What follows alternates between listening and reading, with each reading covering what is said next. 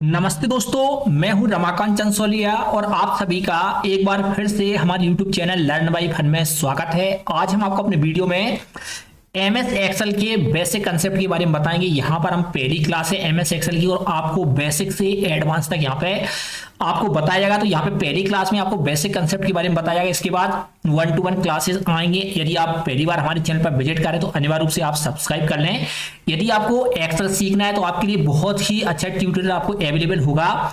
सबसे पहले आप एक बात का ध्यान रखें कि जब भी आप किसी ऑफिस में या कहीं भी वर्क करते हैं तो यहाँ पर एक्सेल जो कंसेप्ट होता है उसका बहुत ही इंपॉर्टेंस है। वहां पे एक्सेल में जब भी आपको काम करना है तो पूरी चीजें क्लियर आना चाहिए जिससे कि आप अच्छे से ऑफिस में वर्क कर सके। तो सबसे पहले आपको क्या करना है, एमएस ऑफिस के अंदर जो एक्सेल होता है उसे ओपन करना है। तो आप ओपन करने के लिए मल्टीपल तरीके होते हैं, तो यहाँ पर कोई भी तरीका आप चुन सकते हैं। यहाँ पे हमने सबसे पहले आपको बताते हैं, यहाँ पे जो भी आपका सिस्टम ओपन है उसमें राइट क्लिक आपको करना है डेस्कटॉप के ऊपर। यहाँ पे जैसे ही आप स्क्रीन के ऊपर राइट क्लिक करते हैं तो यहाँ पर आप देख सकते हैं न्यू ओपन आ जाता है। यहाँ पे न्यू ऑप्शन, इस ऑप्शन के अंतर्गत सबसे लास्ट में आप देखें यहाँ पे दूसरे नंबर पर माइक्रोसॉफ्ट ऑफिस एक्सेल यहाँ पे लिखा हुआ है। तो यहाँ पर इस तरीके से आप एमएस ऑफिस के अंतर्गत वर्ड, एक्सेल, पावर तीनों किसी को भी आप ओपन कर सकते हैं। यहाँ पे माइक्रोसॉफ्ट ऑफिस के ऊपर क्लिक किया तो यहाँ पर इस तरीके से एक्सेल फाइल ओपन हो जाती है।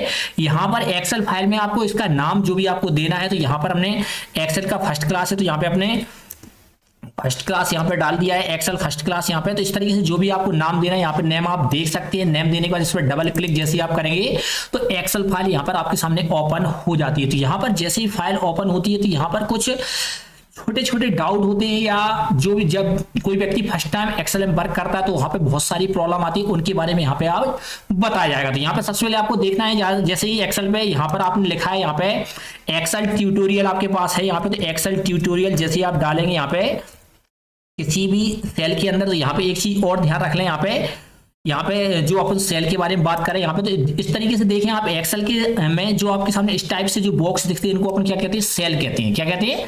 सेल। सेल जो होता है तुम्हारा रो और कॉलम, इसको क्या कहते हैं, जैसे आपने देखा ABCD जो लिखा हुआ है ये कॉलम है सभी, यहाँ पे इसको कॉलम कहा जाता है और जो 1 2 3 है उसको क्या कहा जाता है, रो कहा जाता है। तो यहाँ पर रो और कॉलम जो दोनों मिलते हैं यहाँ पर, तो यहाँ पर रो और कॉलम के मिलने से क्या बनती है, सेल बनती है। जैसे यहाँ पे हमने क्लिक किया है माउस से तो आप देख सकते हैं यहाँ पर बॉक्स में क्लियर लिखा है E3 माने ई क्या है तुम्हारा कॉलम है और 3 क्या है, रो है। तो यहाँ पर इस तरीके से जो सेलें होती है वो कॉलम और रो के जो दोनों का इंटरसेक्शन होता है दोनों से मिलकर बना होता है। तो यहाँ पर एक्सेल में सबसे पहले आप ध्यान रखें, यहाँ पर रो और कॉलम के बारे में यहाँ पे बता दिया गया है। इसके बाद आप ध्यान रखें जब भी एक्सेल के अंदर किसी कंटेंट को आप लिखते हैं तो यहाँ पे सबसे बड़ी प्रॉब्लम होती है, यहाँ पे जैसे आपने डेटा को लिखा है तो यहाँ पर जैसे हमने लिखा है एक्सेल ट्यूटोरियल, तो यहाँ पे मल्टीपल जो आपकी कॉलम है उनके अंदर आ गया। तो कैसे आप डेटा को सिंगल कॉलम में, हमारे सेल की साइज जो सेल होता है इसको सेल कहा जाता है, प्रत्येक सेल है यहाँ पे, इस सेल की साइज को कैसे बढ़ाया जा सकता है। तो यहाँ पर सेल की साइज को बढ़ाने के लिए यहाँ पे सबसे पहले आप ध्यान रखें, सेल की साइज को आपको बढ़ाना है तो यहाँ पे जिस सेल की साइज को बढ़ाना है इसके बीच में यहाँ पर लेके आपको जाना है। जैसे B सेल और C सेल के बीच में डेटा आ रहा है तो यहाँ पर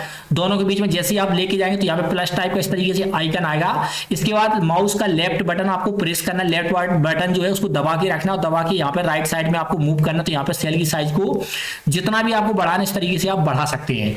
ध्यान रखें इस तरीके से आप सेल की साइज को बढ़ा सकते हैं, इसी तरीके से कम कर सकते हैं। एक चीज और ध्यान रखें, मल्टीपल जो आपके पास इतने सारे कॉलम हैं इन सभी को अगर बढ़ाना है तो एक बार में आप उसी प्रोसेस को अपनाएंगे। यहाँ पे प्लस आ गया, इस तरीके से आप बढ़ा सकते हैं। मल्टीपल जितने भी कॉलम थे सभी की साइज को अगर सेम करना बढ़ाना है तो आप इस तरीके से, और कम करना तो दोबारा उसी प्रोसेस को अपनाइए। आप जिन कॉलमों को छोटा करना चाहते हैं पहले आपको सिलेक्ट करना है, यहाँ पे क्लिक करके माउस के लेफ्ट बटन को इस तरीके से मूव करते जाएंगे, वो सिलेक्ट हो जाएगा। यहाँ पर आपके B से लेकर J तक का आपका सिलेक्ट हो चुका है, I तक का। तो यहाँ पर इस तरीके से इसके बाद जैसे ही आप कहीं पे भी ले जा सकते हैं, यहाँ पे दोनों के ट्रांजेक्शन दोनों के बीच में ले जा सकते हैं। जैसे ही प्लस आ रहा है, इस प्लस पे आने के बाद आपको लेफ्ट का जो माउस बटन है, तुम्हारा माउस का जो लेफ्ट बटन है उसको आपको दबाना है और इस तरीके से जितना छोटा आप करना चाहते हैं इस तरीके से छोटा हो जाएगा। इस तरीके से आप साइज को कम ज्यादा जो कॉलम होते हैं उनकी साइज को आप कम कर सकते हैं। इसी तरीके से रो के बारे में यदि बात करें यहाँ पे, तो रो की साइज को भी उसी तरीके से कर सकते हैं। यहाँ पे रो को आपको सिलेक्ट करना, जितनी रो को आप सिलेक्ट करेंगे यहाँ पे, और जैसे आप बीच में आप आते हैं यहाँ पे किसी भी 2 रो के बीच में आप आएंगे,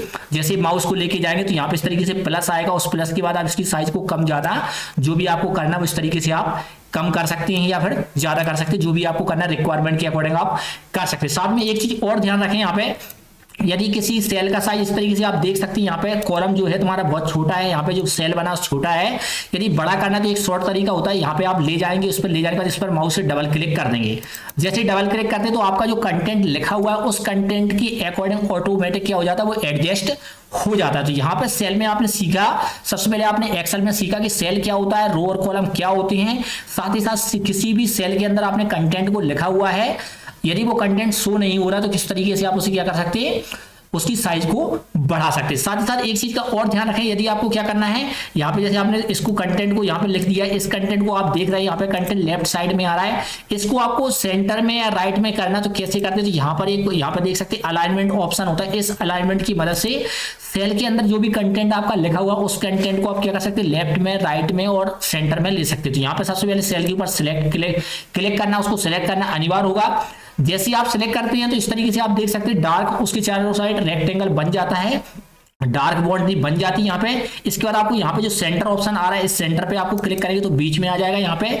इसके बाद यहाँ पे लेफ्ट में करेंगे तो लेफ्ट में आ जाएगा और राइट में क्लिक करोगे तो राइट में आ जाएगा। एक चीज और ध्यान रखें, यहाँ पर अगर आपने कॉल जो रो है उसकी साइज को बढ़ा दिया तो आप देख सकते हैं यहाँ पे नीचे आ रहा है, तो यहाँ से सेंटर और जो लेफ्ट राइट होती है इसमें मल्टीपल तरीके से होते हैं, रो के तरीके से लेना है, कॉलम के तरीके से। जैसे मान लो यहाँ पे आपने सिलेक्ट किया है और यहाँ पे क्लिक किया तो यहाँ पे देख सकते हैं सेंटर में आ चुका है कंटेंट, सेंटर में तो आ चुका है, लेकिन रो कैसा है आपका, जो रो है रो की हाइट ज्यादा है तो आपको यहाँ पे भी सेंटर में लाना है। तो इसको दोबारा अपर लेवल पे जो सेंटर दिख रहा है इसके ऊपर आप क्लिक करेंगे तो बीच में आ जाएगा। तो इस तरीके से आप ध्यान रखें, किसी भी कंटेंट जो भी आपने लिखा है उसको रो और कॉलम दोनों के तरीके से आपको सेंटर में लाना है या लेफ्ट में लाना है और राइट में लाना है। तो यहाँ पे इस तरीके से इन जो भी आपके 6 कंसेप्ट दिए हैं, 6 का प्रयोग करके, एक लेफ्ट के लिए, एक सेंटर के लिए, एक राइट के लिए, एक रो वाला है, एक कॉलम वाला। तो इस तरीके से आप लेफ्ट और राइट और सेंटर में अलाइनमेंट सेट कर सकते हैं। एक बात का और ध्यान रखें, कट कॉपी पेस्ट तो सभी को आता है।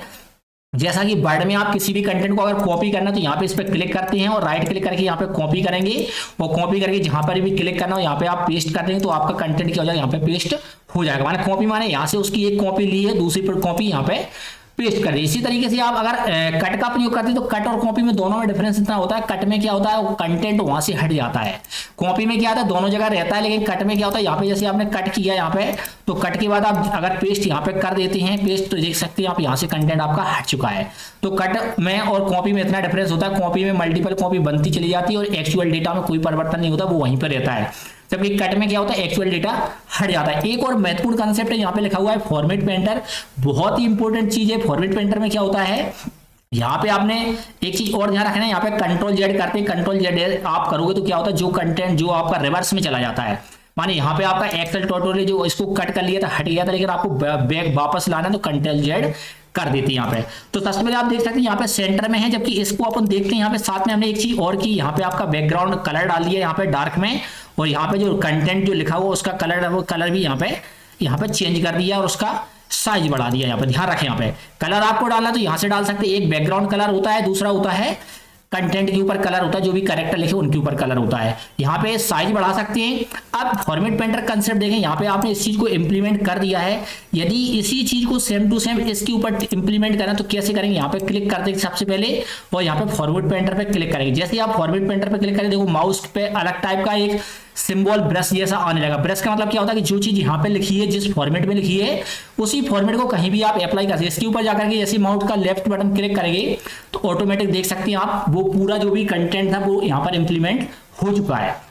जो भी आपने वहां पे लिया था, कलर आ गया, यहाँ पे साइज आ गया, सभी चीजें ऑटोमेटिक इंप्लीमेंट हो सकती है। आपने मान लो कोई भी एक चीज को इंप्लीमेंट किया है, कलर सेट कर लिया है, उसका फॉन्ट सेट कर लिया है, डिजाइन सेट कर ली, उसी डिजाइन को अगर किसी अदर कंटेंट पर इंप्लीमेंट करना तो फॉर्मेट पेंटर का प्रयोग किया जाता है। एक बात ध्यान रखें, फॉर्मेट पेंटर जो होता है उसका इंप्लीमेंट केवल एक बार आप करोगे, फिर दोबारा अगर आपको प्रयोग करना है तो दोबारा यहाँ पे फॉर्मेट पेंटर पे ही क्लिक करना है। जैसे मान लो यहाँ पे आप कंट्रोल जेड करके हम करते हैं, यहाँ पे कंट्रोल जेड किया, यहाँ पे क्लिक करेंगे, दोबारा क्लिक करोगे तो कुछ नहीं हुआ। यहाँ पे जाकर के दोबारा फॉर्मेट पेंटर पे जैसे ही क्लिक करोगे तो ब्रश बनेगा, ब्रश बनने के बाद ही यहाँ पे आप क्लिक करेंगे तो अपने आप ऑटोमेटिक जो फॉर्मेट पेंटर का जो भी फॉर्मेट था वो इंप्लीमेंट हो जाएगा। तो यहाँ पर हमने आज आपको बेसिक बताया, इसी तरीके से नेक्स्ट क्लास में इसके आगे किस तरीके से आपको एक्सेल में काम करना है उसके बारे में आपको बताया जाएगा। यदि आपको हमारी वीडियो पसंद आता है तो वीडियो को लाइक करें और ज्यादा शेयर करें।